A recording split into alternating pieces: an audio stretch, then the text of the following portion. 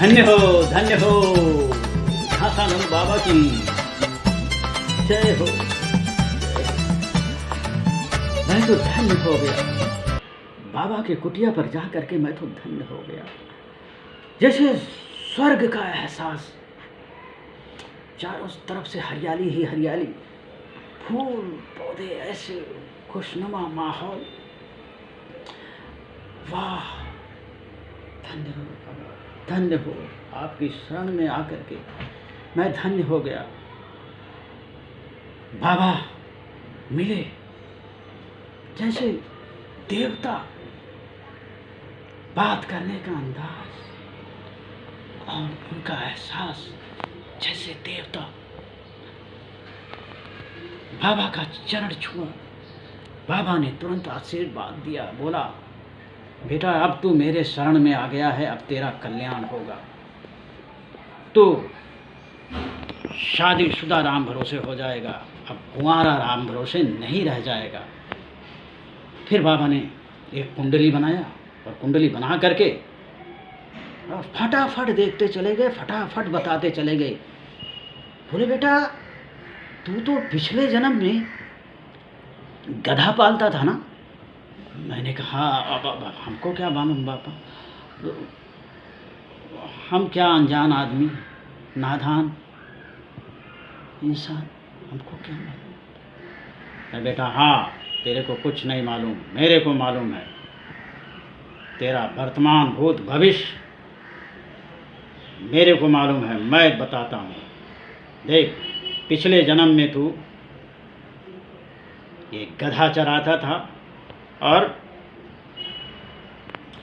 एक बहुत बड़ी गलती की थी तुमने। एक गधी के साथ तुमने बहुत अत्याचार किया था। अब वो गधी शाम को मर गई थी।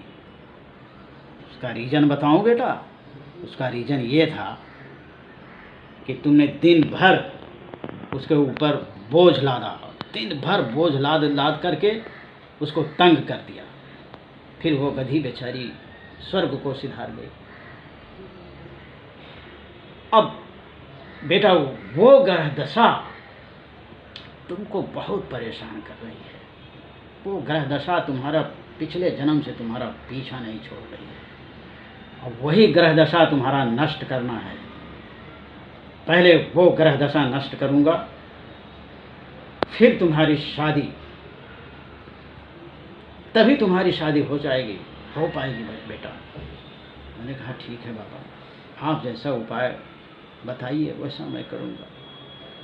बोले बाबा कि मैं जैसा उपाय बता रहा हूँ बेटा, खटाखट करता जा, तुम्हारी शादी फटाफट हो जाएगी, चिंता मत कर, तेरा कल्याण होगा। मैंने कहा धन्य हो बाबा, धन्य हो।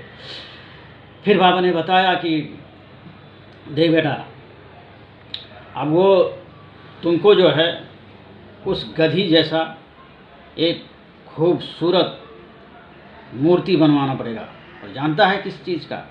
सोने की मूर्ति।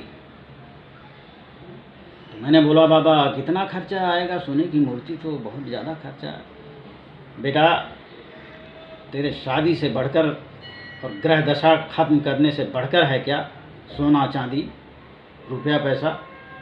तो मैंने बोला नहीं नहीं बाबा, आप जैसा कहें बाबा, आप ग्रह दशा मेरी ख़त्म कर दें, शादी मेरी हो जाए, बस मैं आपसे यही अपने मन में मुरादें लेकर आया हूँ कि आप मेरा कल्याण हो जाए, आप कल्याण करें बाबा, बस आप अपना आशीर्वाद दें। बाबा ने कहा बस तेरे ऊपर मेरा आशीर्वाद है। आप देख, गधी की मूर्ति बनवाना पड़ेगा, वो सोने की मूर्ति होगी, और इसलिए अब परसों कार्तिक पक्ष पड़ रहा है, वही मुहूर्त पड़ रहा है। मुहूर्त वो बन रहा है शादी का। उस गधी से तेरी शादी करवानी पड़ेगी। उस गधी की शादी करवाऊंगा, तुम्हें सिंदूर लगाना पड़ेगा उसके माथे पर। और एक बात ध्यान रखे, उस शादी में सिर्फ और सिर्फ 101 गधे आएंगे, उसमें एक भी इंसान नहीं होना चाहिए, समझे?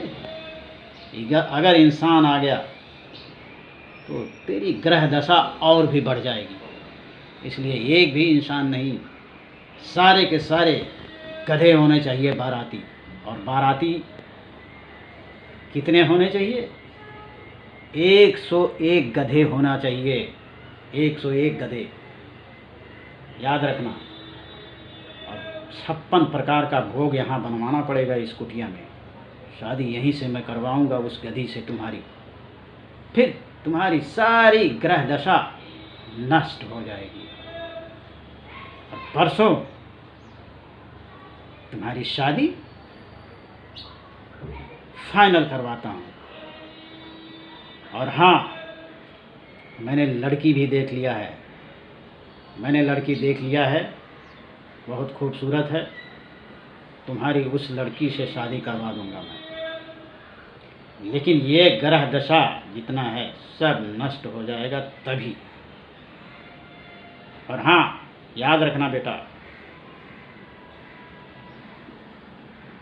ये इस तुम्हारी शादी करवाने के बाद ये गधी से, उसके बाद मेरा जो है, मैं चुनाव लड़ रहा हूँ। चुनाव में अगर जीत गया तो फिर तो तुम्हें और भी सपोर्ट मिलेगा, बहुत कुछ सपोर्ट मिलेगा बेटा, कल्याण होगा तेरा, चिंता मत करना। मैं इधर तुम्हारी शादी